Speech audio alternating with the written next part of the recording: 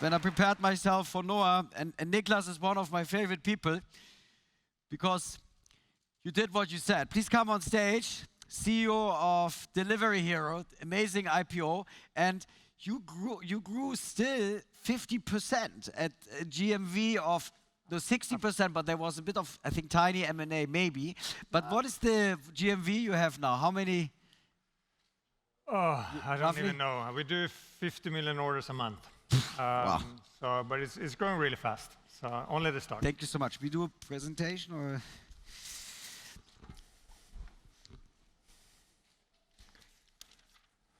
Okay, Niklas. So when you started, I remember it was all about unit economics. Getting food from a restaurant and then squeezing yourself in between the restaurant and the person who wants to have the pizza delivered. You need to come with a lot of value add. And then you have to buy customers. So I remember like 6, 7 years ago, actually longer, 8, 9 years ago, people said, yeah, people seem to love it, but as an investor, I'm not sure if I will ever make money here because users are too expensive to acquire and the commissions are so small. Today, the take rate, I think, is 16, 17, 18%, something like this, according to the latest presentation. Describe a little bit the journey when you started, and it was pretty much a bit of an M&A story in the beginning and then later also. Sure. How did you manage to build such a great business of such a wonderful market cap in such a short time? Thank you. So, no, you're absolutely right. It started as a very simple thing. We were just a website, we listed the restaurant, the consumer came there, very basic, more like a lead generation type of business. And then the world changed. The consumer wanted more, and we obviously want to address that urge. So we figured out we need the best restaurant, we need to have own logistics. So we built out logistic networks. We today deliver, I don't know, 15, 16 million orders per month on I found the logistics. GMV, 5 billion euros of food you deliver. Yeah.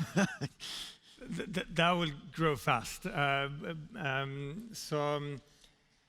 So therefore, we start with adding logistics. We have now hundreds of thousands of delivery drivers around the street picking up food from one place to another. From that point, we also realized customers want other things. We start delivering other items. They want to have groceries. They want to have pharmaceutical products. They want to have a drink for the evening. They want to have. So we start getting more there. Also, we deliver those things as well, not in all markets. It's but like the gas filling situation. You come for petrol and buy chewing gum, cigarettes, and the Snickers. You choose what you buy, but yes, we offer the consumer the ability to get something really, really fast.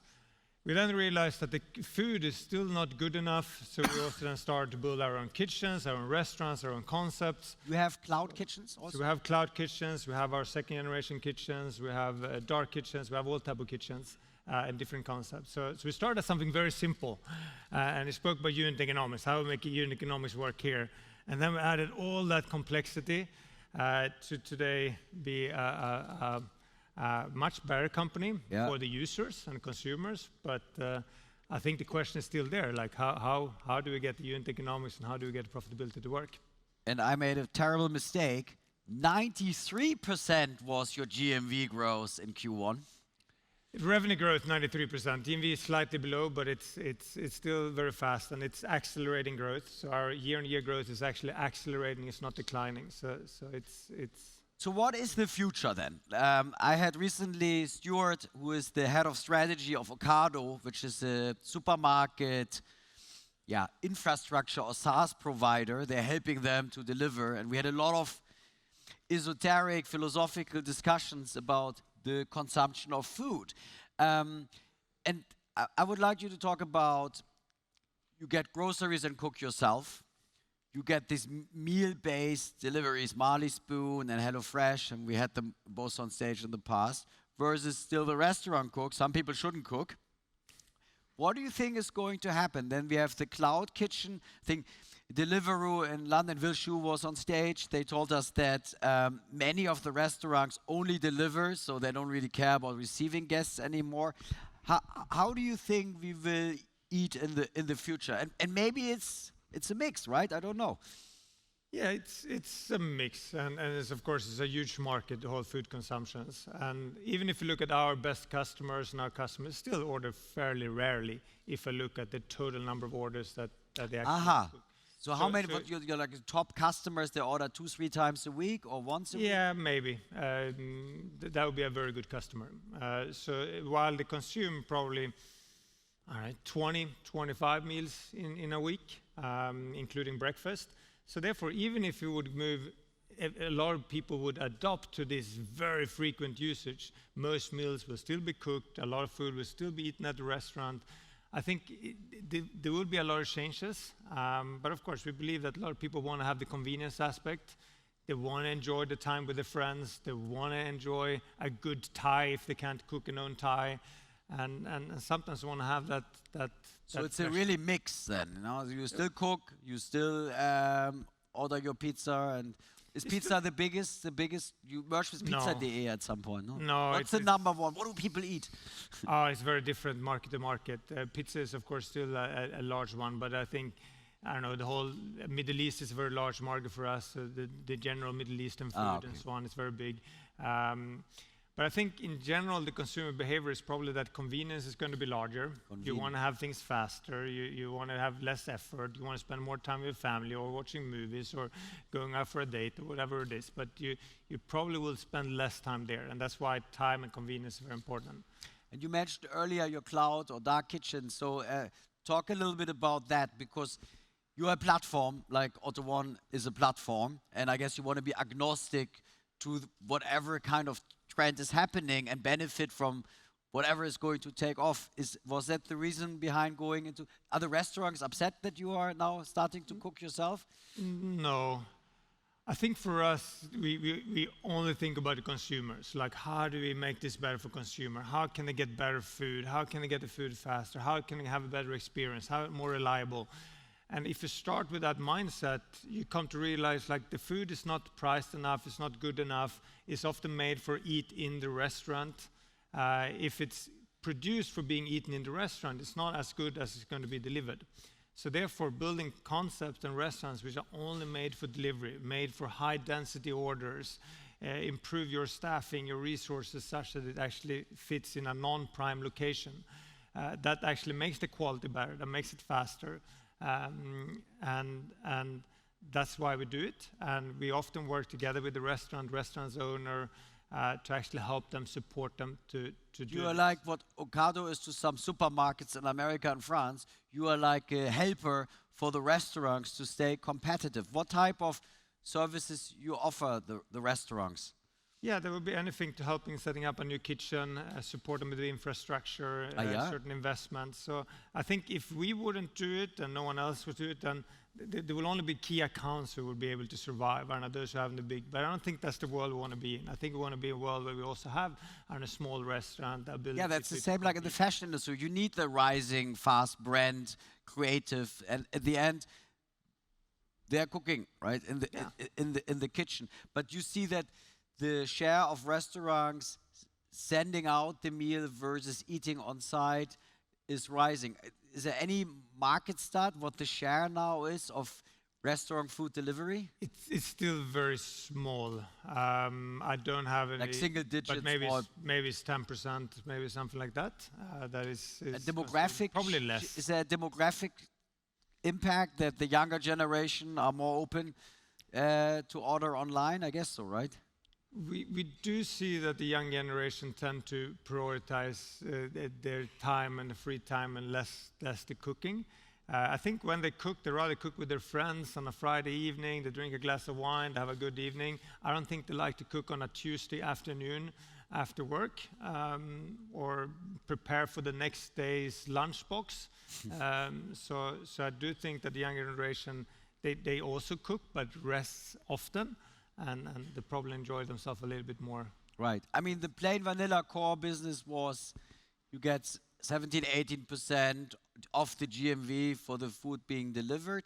What do you think is going to happen in the future? What's your biggest business development project where you are like most excited about and say, okay, this is going to be huge in 5 to 10 years? Is it the dark or cloud kitchens? The cloud kitchen is going to be very large, but it's mainly to support the whole industry to make it better for the consumer in the end. It's not that we want to make restaurants and make a lot of money on restaurants. You're not competing with the restaurant. No, not the way we see it or want to see it, rather with them.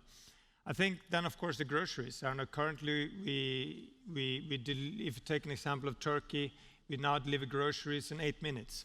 It's about the time it takes me to put my 8 shoelaces minutes, but together. Turkey has traffic jams like crazy. Yeah, but we're building up like a lot of different warehouses such that we can from a button to people at the door 8 minutes.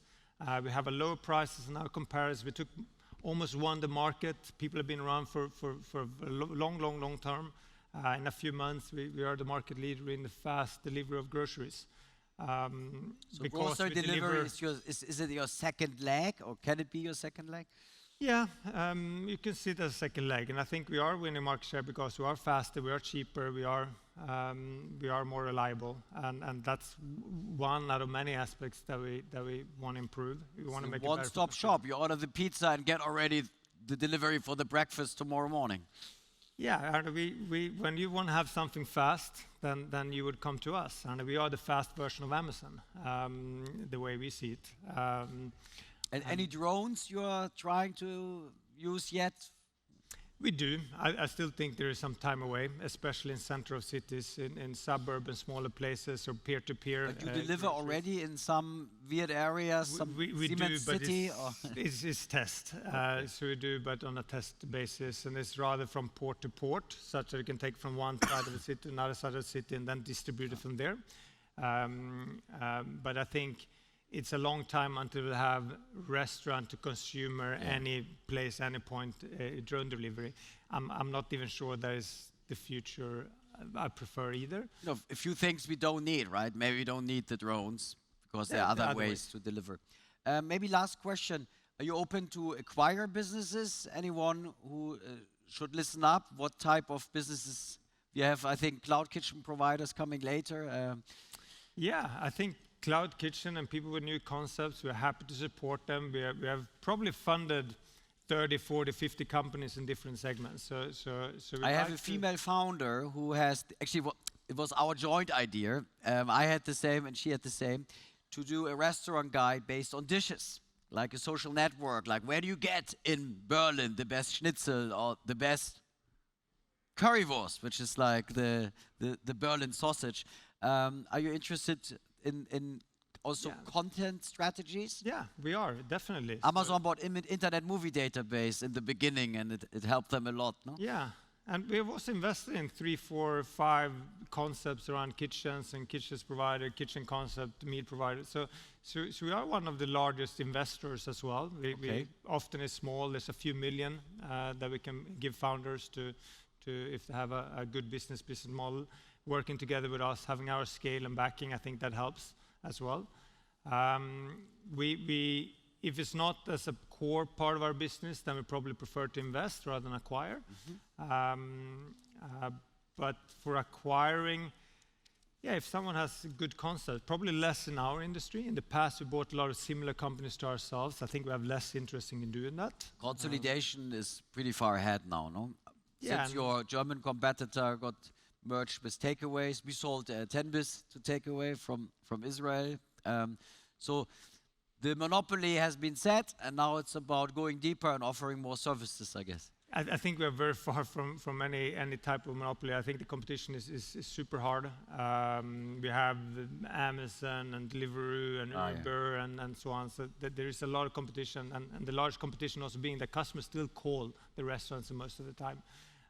There are direct providers, there are large key accounts and so on. But I think we rather want to invest the money in our business and improve the service of our customers than buy another business and just become larger. So that's why less focus on buying similar players, rather buying something with a unique value proposition that we can leverage. Great. Well, I'm very happy to hear that because we have lots of startups who could make sense. Thank you so much, Niklas. Thank you. Congratulations. My pleasure. Thank you. Thank you.